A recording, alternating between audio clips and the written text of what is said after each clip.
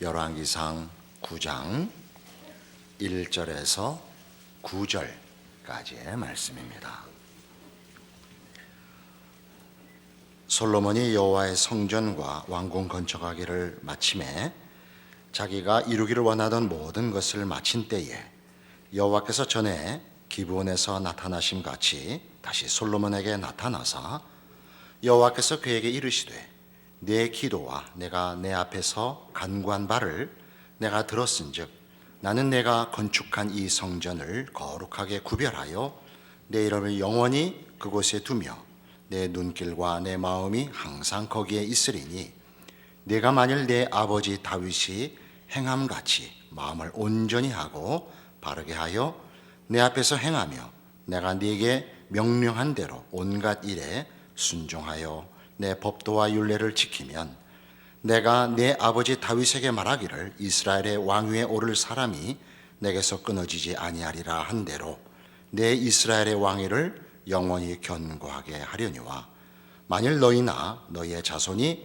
아주 돌아서서 나를 따르지 아니하며 내가 너희 앞에 둔 나의 계명과 법도를 지키지 아니하고 가서 다른 신을 섬겨 그것을 경배하면 내가 이스라엘을 내가 그들에게 준 땅에서 끊어버릴 것이요 내 이름을 위하여 내가 거룩하게 구별한 이 성전이라도 내 앞에서 던져버리리니 이스라엘은 모든 민족 가운데서 속담거리와 이야기거리가 될 것이며 이 성전이 높을지라도 지나가는 자마다 놀라며 비웃어 이르되 여호와께서 무슨 까닭으로 이 땅과 이 성전에 이같이 행하셨는고 하면 대답하기를 그들이 그들의 조상들을 애굽 땅에서 인도하여 내신 그들의 하나님 여호와를 버리고 다른 신을 따라가서 그를 경배하여 섬김으로 여호와께서 이 모든 재앙을 그들에게 내리심이라 하리라 하셨더라. 이제 솔로몬 왕이 성전과 왕궁을 다 지었습니다. 하나님께서 다시 솔로몬에게 나타나서 우리 지난번 설교에서도 확인한 바와 같은 그 조건적인 약속을 다시 한번 강조하십니다.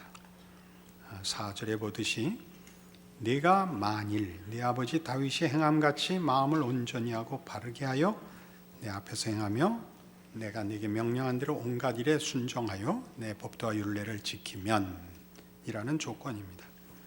6절에도 만일 너희나 너희의 자손이 아주 돌아서서 나를 따르지 아니하며 내가 너희 앞에 둔 나의 계명과 법도를 지키지 아니하고 가서 다른 신을 섬겨 그것을 경배하면입니다. 우린 신명기적 역사관 혹은 신명기적 신학이라 이렇게 불렀습니다. 조건적인 약속입니다. 이 조건적인 약속에서는 하나님이 요구하시는 대로 신앙을 지키면 복을 받을 것이요 그렇지 않으면 벌을 받을 것입니다. 그 벌은 여기서 이렇게 강조됩니다. 7절 내가 이스라엘을 내가 그들에게 준 땅에서 끊어버릴 것이요 내 이름을 위하여 내가 거룩하게 구별한 이 성전이라도 내 앞에서 던져버리리니 이스라엘은 모든 민족 가운데서 속담거리와 이야기거리가 될 것이라 입니다. 그러니까 따지고 보면 지금 이 열왕기서가 이미 멸망한 이스라엘 백성들로 바벨론의 포로가 되었거나 다른 나라로 뿔뿔이 살 길을 찾아 흩어진 난민들의 입장에서 읽어야 한다는 것을 염두에 두면 이스라엘이 왜 멸망했는가, 성전이 왜 다 회파되었는가, 그것은 이 조건에 나타난 대로 하나님을 순종하지 않고 그 명령대로 살지 않은 탓이라 이렇게 분명히 못 받고 있는 것입니다. 이 7절, 8절, 9절은 그래서 굉장히 구체적이죠. 계속 8절을 보시면 이 성전이 높을지라도 지나가는 자마다 놀라며 비웃어 이르되 여호와께서 무슨 까닭으로 이 땅과 이 성전에 이같이 행하셨는고 하면 대답하기를 그들이 그들의 조상들을 애굽 땅에서 인도하여 내신 그들의 하나님 여호와를 버리고 다른 신을 따라가서 그를 경배하여 섬김으로 여호와께서 이 모든 재앙을 그들에게 내리심이라 하리라 하셨더라. 그러니까 성전의 회파는 하나님이 무능하다는 것으로는 이해될 수 없고, 저들을 애굽에서 인도하여 내어 이 땅에 심으신 하나님이 저들을 내어 쫓은 것이라, 저들이 하나님을 섬기지 않아서 불순종하여 자초한 것이라, 이렇게 분명하게 못 받고 있습니다. 이 문제는 나중에 이스라엘 말기의 선지자 노릇한 예레미야에 의해서 이렇게 다시 한번 강조됩니다. 예레미야 7장입니다. 구약 성경 1060페이지, 예레미야 7장 1절부터 봅니다. 예레미야는 이스라엘 말기에 이제 요시야 왕으로부터 이스라엘이 멸망하여 바벨론의 포로가 될 때까지 선지자로 활동했던 사람입니다. 예레미야 7장 1절, 여호와께로부터 예레미야에게 말씀이 임하니라. 이르시되 너는 여호와의 진문에 서서 이 말을 선포하여 이르기를, 여호와께 예배하러 이 문으로 들어가는 유다 사람들아, 여호와의 말씀을 들으라. 만군의 여호와 이스라엘의 하나님께서 이와 같이 말씀하시되 너희 길과 행위를 바르게 하라. 그리하면 내가 너희로 이곳에 살게 하리라. 너희는 이것이 여호와의 성전이라, 여호와의 성전이라, 여호와의 성전이라 하는 거짓말을 믿지 말라. 너희가 만일 길과 행위를 참으로 바르게 하여 이웃들 사이에 정의를 행하며 이방인과 고아와 과부를 압제하지 아니하며 무죄한 자의 피를 이곳에서 흘리지 아니하며 다른 신들 뒤를 따라 화를 자초하지 아니하면 내가 너희를 이곳에 살게 하리니 곧 너희 조상에게 영원 무궁토록 준 땅이니라. 그러니까 내용은 자명합니다. 성전을 지은 것으로 너희들의 신앙 책임이 다 끝났거나 면제되는 것 아니다, 그 얘기죠. 그래서 이 성전을 지은 이스라엘 백성들에게 이 성전을 지은 것으로 이제 우리 할 일을 다 했고 하나님은 우리에게 복을 주셔야만 한다는 식의 자기 기만으로 가지 마라.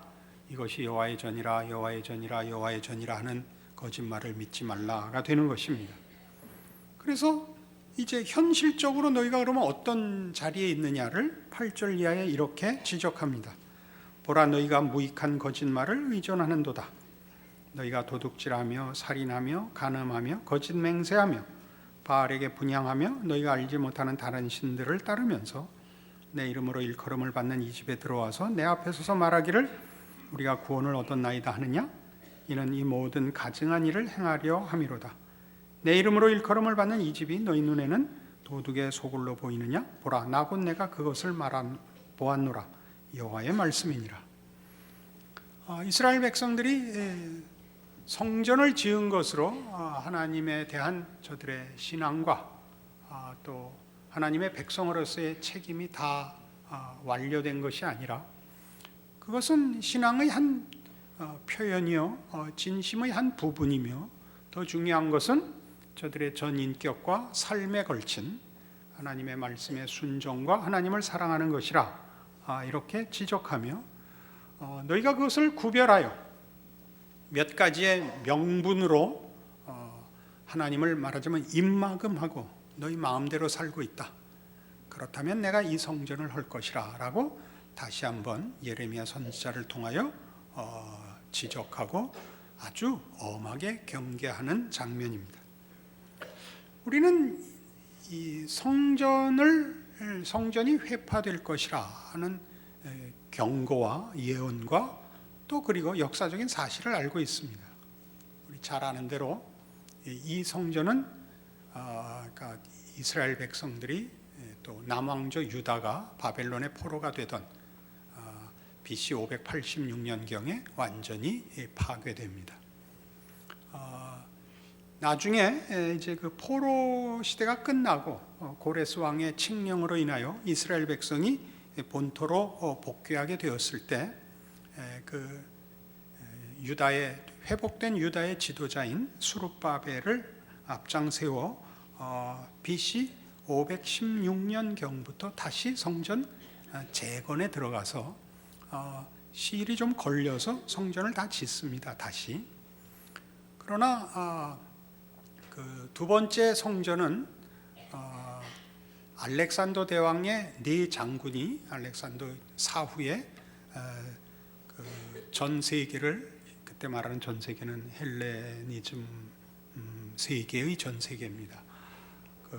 주로 소아시아 쪽에 팔레스타인 지방과 알렉산더가 점령했던 지방을 넷으로 나눌 때 한 나라가 되어 대표적으로 안티오코스 에페파네스 같은 사람에 의하여 약탈당하고 많이 훼손당합니다.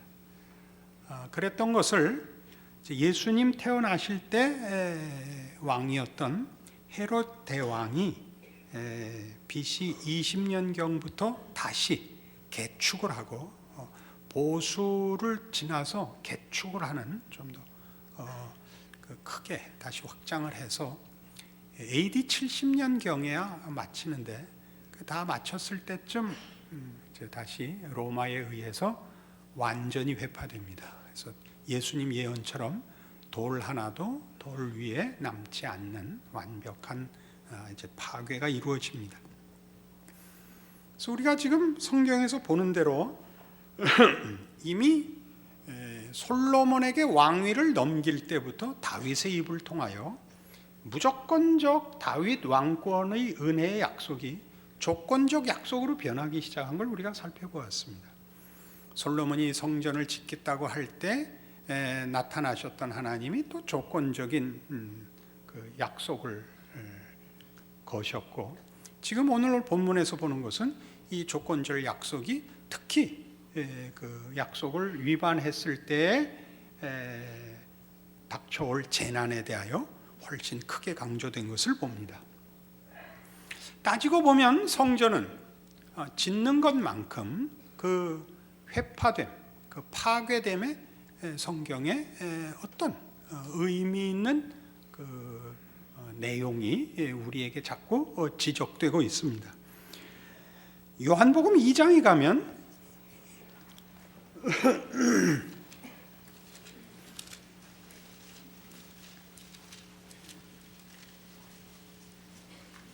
요한복음 2장 13절,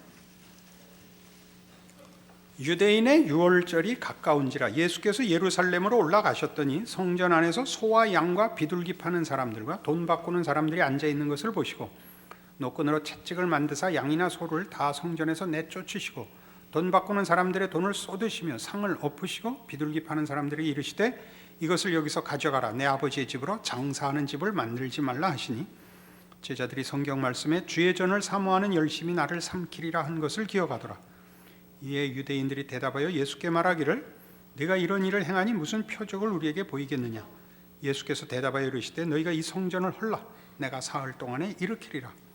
유대인들이 이르되 이 성전은 46년 동안에 지었거늘 네가 3일 동안에 일으키겠느냐 하더라. 그러나 예수는 성전된 자기 육체를 가리켜 말씀하신 것이라. 죽은 자 가운데서 살아나신 후에야 제자들이 이 말씀하신 것을 기억하고 성경과 예수께서 하신 말씀을 믿었더라. 우리는 예수님이 이 땅에 우리를 구원하러 오셨고 하나님께서 그 구원의 주도자가 되시고 우리를 구원하여 하나님의 백성 삼으시는 것을 하나님이 원하사 순전히 은혜와 하나님의 사랑으로 그 아들을 보내셨고 그 안에서 우리를 구원하셨다는 사실을 알고 있습니다. 지금 예수님께서 성전 안에 들어가 그 성전에 그 말하자면 시장통이 된 것을 다 정결케 하시는 장면인데, 이 일을 하자 사람들이 당신이 누구길래 와서 이런 일을 하는가? 당신이 뭐길래 무슨 권위로 이 장사꾼들을 다 몰아내는가? 이 장사꾼들은 먼 지방에서 성전회와 제사를 지내야 되는 사람들이 재물을 가지고 오기가 불편하니까 와서 돈 주고 재물을 사곤 했는데 그것이 더 큰 일이 되고 말았던 것이죠. 성전의 그 진정한 의미와 그 내용보다 그저 제사를 지내기에 급급하고 하나의 신앙적인 표현과 수단에 불과한 피상적인 것이 되어서 장사가 더 중요한 일이 된 것을 주님께서 분노하신 것입니다. 이렇게 할 자격이 있느냐? 무슨 권위로 하느냐? 여기 무슨 표적을 우리에게 보이겠느냐? 도대체 무슨 권세로 이 일을 하느냐? 이 성전을 헐어라. 내가 사흘 만에 지을 것이라. 이렇게 대답하시는 장면이고, 그것이 그의 죽으심과 부활로 제자들에게 그 말의 뜻이 이해됐다. 이렇게 말하는 대목입니다. 그러면 따지자면 예수님으로 인하여 진정한 성전이 성립된다면 사람이 지은 성전은 헐어야 된다는 뜻이 됩니다. 우리가 열왕기서에서 보는 성전의 회파는 사실은 그 백성들이 하나님을 제대로 섬기지 못하여 저들이 포로가 되고 성전이 회파되는 것인데, 지금 예수님께서 성전을 헐어라, 그래야 내가 새로 짓겠다라고 말씀하신다면 우리가 짓는 성전은 반드시 헐어야 되는 문제가 되는 것입니다. 그렇지 않으면 예수님이 자신이 지으시는 성전을 우리는 가질 수가 없다는 뜻이 되죠. 그럼 뭘 헐어야 되느냐? 분명히 열왕기서에 나오는 것은 성전이 회파되는 것은 우리의 불신앙 때문인데, 성전이 유지되는 것이야말로 우리의 신앙이 정상이며 하나님 앞에 받아들여진다는 뜻이요, 성전이 회파되는 것은 우리의 신앙이 실패했다는 뜻인데, 예수님이 오셔서 성전을 헐라고 오히려 얘기를 하신다면 우리는 이 문제에 대해서 더 깊이 이해할 수밖에 없죠. 성전이 헐리는 것은 언제나 우리가 지은 것으로서는 헐려야 된다는 뜻입니다. 우리가 지은 것이라는 것은, 궁극적으로 기독교 신앙이라는 것은 인간의 종교성과 열심 위에 서 있는 것은 아니라는 얘기죠. 기독교 신앙이라는 것은 예수 그리스도를 보내신 사건에서, 또 예수 그리스도의 죽음과 부활에서 나타났듯이 은혜 위에 서 있습니다. 은혜 위에 서 있다는 말은 우리의 능력과 우리의 열심 위에 서 있는 것이 아니라 하나님의 열심과 하나님의 능력 위에 서 있습니다. 우리가 하나님을 찾아서 구원이 이루어진 것이 아니라 하나님이 우리를 찾아와 구원을 허락하듯이, 하나님을 모시고 만나야 되는 성전은 우리가 짓는 것이 아니라 하나님이 찾아와 지으시는 것이다. 이렇게 성경은 얘기하는 것입니다. 에베소서 2장에 가면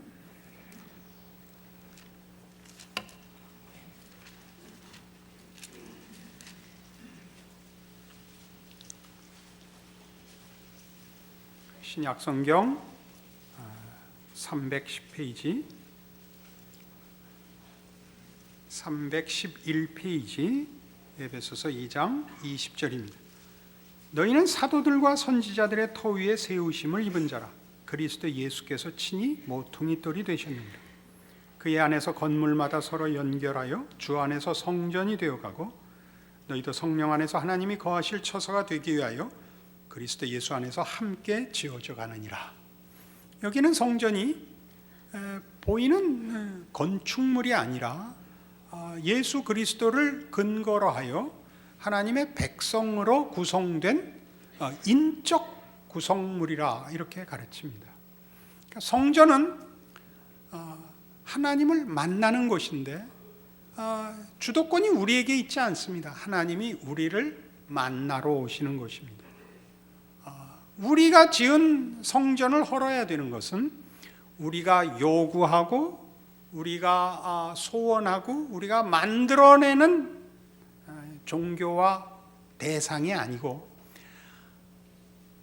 유일한 창조주이신 하나님이 그가 지으신 백성들을 향한 당신의 신실하심으로 그 백성들의 하나님으로서의 당연한 그 권리와 책임을 수행하시는 은혜요 보살핌으로써 성전인 것입니다. 그래서 하나님은 우리를 찾아오시며 우리를 당신의 백성으로서 품으시는 것입니다. 우리가 만들 수가 없습니다. 하나님은 예수 안에서 만드십니다. 예수 안에서 성전을 만든다는 것은, 또는 우리가 이해하는 대로 기독교 신자가 되고 그 신앙을 고백한다는 것은 이런 측면에서 하나님이 우리를 부르사 당신 품에 안으시는 행위입니다.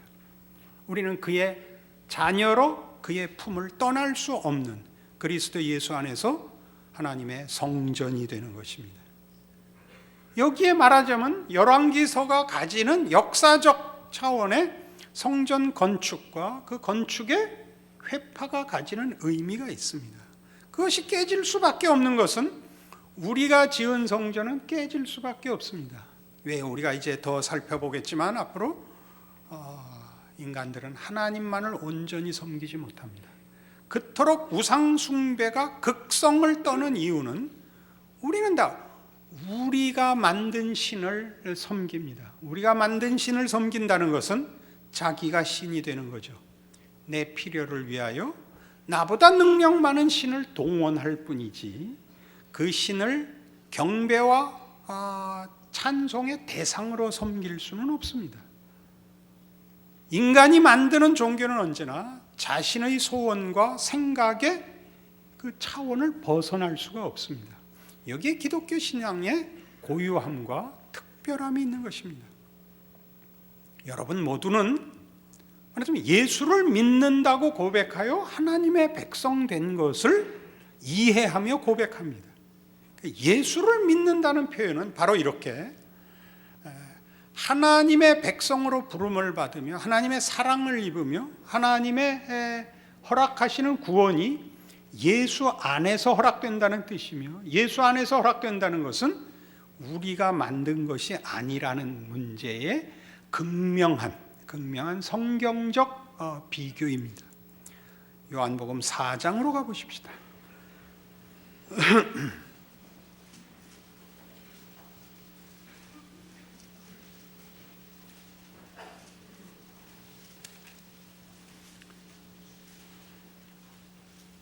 요한복음 4장 20절 예수님께서 사마리아에 있는 수가라는 동네에서 어느 여인과 우물가에서 주고받은 대화입니다. 우리 조상들은 이 산에서 예배하였는데 당신들의 말은 예배할 것이 예루살렘에 있다 하더이다. 예수께서 이르시되 여자여 내 말을 믿으라. 이 산에서도 말고 예루살렘에서도 말고 너희가 아버지께 예배할 때가 이르리라. 너희는 알지 못하는 것을 예배하고 우리는 아는 것을 예배하노니 이는 구원이 유대인에게서 남이라. 아버지께 참되게 예배하는 자들은 영과 진리로 예배할 때가 오나니 곧 이때라. 아버지께서는 자기에게 이렇게 예배하는 자들을 찾으시느니라. 하나님은 영이시니 예배하는 자가 영과 진리로 예배할지니라. 이 20절에 있는 이 여인의 답은 이겁니다. 내가 보니 당신은 선지자 같습니다. 우리 조상들은 이 산에서 예배를 드렸는데 사마리아 사람입니다. 유대인들은 예루살렘에서 드려야 된다고 하는데 그렇습니까? 역사적 배경을 이해할 필요가 있습니다. 솔로몬 후에 이스라엘은 북왕조와 남왕조로 분열됩니다. 북왕조는 10개의 지파가 합심해서 이스라엘이라는 국호를 가져가고 남왕조는 유다가 됩니다. 유다와 베냐민 지파가 합세해서 유다 왕조를 이룹니다. 북왕조 이스라엘은 성전이 예루살렘에 있는 바람에 그게 남왕조 유다에 속해 있는 바람에 북왕조 이스라엘의 백성들이 그 마음으로 남왕조를 정통 국가로 인정하고 북왕조를 그 마음으로부터 인정하지 않을까봐 여러 곳에 예배할 처소를 만듭니다. 그러니까 성전에 가서 해야 할 일을 다른 데서 할 수 있도록 여러 산당을 만듭니다. 보통 이 언덕이나 산에 그 제단을 만들어 성전에서 할 수 있는 제사를 대신하게 만듭니다. 지금 그 얘기를 합니다. 우리 조상들은 이 산에서 예배하였는데, 그러니까 그 말입니다. 당신들의 말은 예배할 곳이 예루살렘에 있는 그 성전에서만 해야 된다고 합니다. 이 얘기입니다. 이 말은 이제 성전을 건축한 이후에 이스라엘의 그 역사 속에서 성전 건축 이후에는 예배를 이 예루살렘 성전에서 드렸느냐 다른 곳에서 드렸느냐가 중요한, 하나님을 섬기고 그 계명을 지키는 문제의 진위를 가리는 중요한 기준이 됩니다. 성전에서 드렸느냐 산당에서 드렸느냐가 중요한 그 판별식이 됩니다. 그러니까 여기서도 바로 그 문제가 언급되어 있습니다. 그런데 예수님께서 이 산에서도 말고 예루살렘에서도 말랍니다. 여기 예루살렘은 우리 잘 아는 예루살렘 성전입니다. 그것이 중요하지 않다. 장소가 중요하지 않다. 건축물이 중요하지 않다. 이 산에서도 말고 예루살렘에서도 말고 너희가 아버지께 예배할 때가 이르리라. 너희는 알지 못하는 것을 예배하고 우리는 아는 것을 예배하노니 이는 구원이 유대인에게서 남이라. 아버지에게 참되게 예배하는 자들은 영과 진리로 예배할 때가 오나니 곧 이때라. 예수님 당신을 근거로 하여 이제야말로 제대로 예배할 때가 왔다. 아버지께서는 자기에게 이렇게 예배하는 자들을 찾으시느니라. 하나님은 영이시니 예배하는 자가 영과 진리로 예배할지니라. 요 개정 개혁보다 개혁이 익숙해서 제가 그러는데, 하나님은 영이시니 예배하는 자가 신령과 진리로 예배할지니라. 뭐 같은 뜻의 우리말 번역의 조금의 차이일 뿐입니다. 신령과 진리로 예배할 수 있는 일, 이제 예수 안에서만 가능해지는 겁니다. 예수 안에서만 가능해진다는 것은 하나님께서 예수 안에서 우리와 화목하시며 진정한 은혜와 사랑과 허락하시는 모든 복들이 우리의 것이 될 수 있도록 모든 장애를 제거하십니다. 이것이 신령과 진정으로 드리는 예배입니다. 예수 안에서 허락된 구원입니다. 그러니까 오늘날 우리 모든 신자들이 예수를 믿는다라고 얘기할 때는 성부 하나님께서 성자 예수를 보내어 가능케 한 구원, 그래서 그 구원으로 말미암은 하나님의 진정한 자녀가 됐음을 믿습니다를 줄인 것이 됩니다. 그냥 난 하나님을 믿습니다 이렇게 표현하지 않고 기독교 신앙은 꼭 예수를 믿습니다라고 얘기합니다. 여기에 그 중요한 이유가 있습니다. 우리는 하나님이 막연한 하나님이 아닌 것입니다. 이 막연한 하나님이라는 것은 우리의 도덕성이나 종교성이나 실용성으로 내가 만든 하나님이 아니다가 가장 중요하게 분별되도록 예수를 믿는다라고 고백하는 것입니다. 예수는 역사상의 인물이며 역사적 사건으로서 십자가에 죽으시고 부활하셨습니다. 그래서 다른 누구를 추상적으로나 개념적으로 상상할 수 없는 그분 한 분입니다. 기독교 신앙을 논하면 여러분이 이렇게 주의를 지키고 하나님을 믿는다고 할 때 그 하나님을 아브라함과 이삭과 야곱의 하나님, 왜 이런 말을 하냐면 역사에 등장한 하나님, 그들의 생애를 통하여 증언한 하나님, 누구나 얘기하는 그냥 하나님이 아닌 역사로 계시된 하나님, 특별히 예수 그리스도를 통하여 우리를 만나신 하나님이라는 개념에서 예수를 믿는다고 고백을 합니다. 그랬을 때 우리에게 중요한 것은 이 우리를 찾아오시고 우리에게 목적을 두시고 약속하신 하나님이라는 것을 예수 안에서 확인하지 않으면 우리의 신앙은 전혀 다른 것이 됩니다. 헐어야 될 것이 됩니다. 헐어야 될 것. 여러분의 신앙의 성숙의 과정에서 일어날 수 있는 것과 본질과 목표에서 틀리는 것을 혼동하지 마십시오. 여러분은 기도해야 됩니다. 성경 말씀을 봐야 됩니다. 성수주의를 해야 됩니다. 여러분의 삶 속에서 신자 노릇을 여러 각도로 해야 됩니다.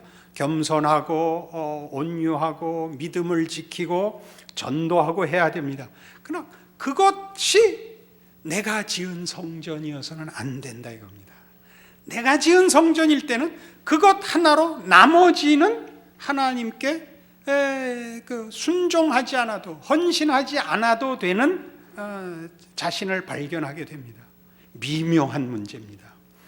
우리 전 삶을 드리고 싶지만 아직 이렇게밖에는 못하고 있다고 느끼는 것과 내가 이것저것을 하고 있으니 나는 참다운 신자이다 라고 자신하고 실제적으로 자신의 인격과 생애를 바치지 못하는 사람이 의외로 많습니다. 이렇게 몰아붙이는 것 아닙니다. 지금 정도 하는 것 갖고 안 됩니다. 더 봉사하셔야 됩니다. 이렇게 명분으로 여러분을 떠밀자는 얘기가 아니라 하나님이 누구인지를 알고 우리의 존재와 생애를 하나님과 묶지 않고는 생각할 수 없다는 것으로 자신의 신앙을 이해하지 못한다면, 그리고 그러기엔 내가 턱없이 부족하지만 이 일이 나로부터 출발한 신실함이나 열심이나 소원에 근거한 것이 아니라 하나님이 소원해서 하나님의 열심이 나를 붙잡았다는 것을 예수 안에서 확인하는 것으로서 확인되지 않는다면 여러분의 신앙은 여러분이 지은 성전 속에 붙잡혀 있는 것입니다. 예수님이 당장 이 말씀을 하실 것입니다. 성전을 헐라, 내가 사흘 만에 지었다. 이 성전으로 이사 와라. 그렇게 말씀하실 것입니다. 이 진정한 예수 안에서의 여러분의 신앙을 확인하게 되면 여러분은 여러분의 삶을, 여러분의 신앙을 어떤 정황이나 어떤 환경이나 또는 여러분의 신실함과 무능함까지도 다 묶어서 예수 안에 있는 하나님의 사랑과 구원함에서부터 벗어날 수 없다는 안전과 약속 속에서 자신을 돌아보게 되며, 그래서 늘 회개하고 늘 다시 소망을 가지게 됩니다. 만일 우리가 고백하는 신앙 고백의 근거가 확인되지 않으면 우리는 늘 절망과 갈등과 자만 사이를 넘나들게 될 것입니다. 여러분의 신앙을 점검하십시오. 아직도 헐어야 되는 성전인지 예수님이 지으신 성전 안에 있는지, 그래서 하나님과 함께 살기에 두려우며 부끄러우며 그러나 안심이 되고 있는가? 오늘의 이 말씀으로 여러분의 힘을 삼으시기 바랍니다. 기도하십시다. 하나님 아버지, 은혜를 감사합니다. 하나님의 자녀가 되고 예수 안에서 부름을 받는다는 것이 어떠한 것인지 확인합니다. 그것은 하나님의 은혜요, 능력이요, 약속이요, 신실하시며 기뻐하시는 우리 모두를 향한 복입니다.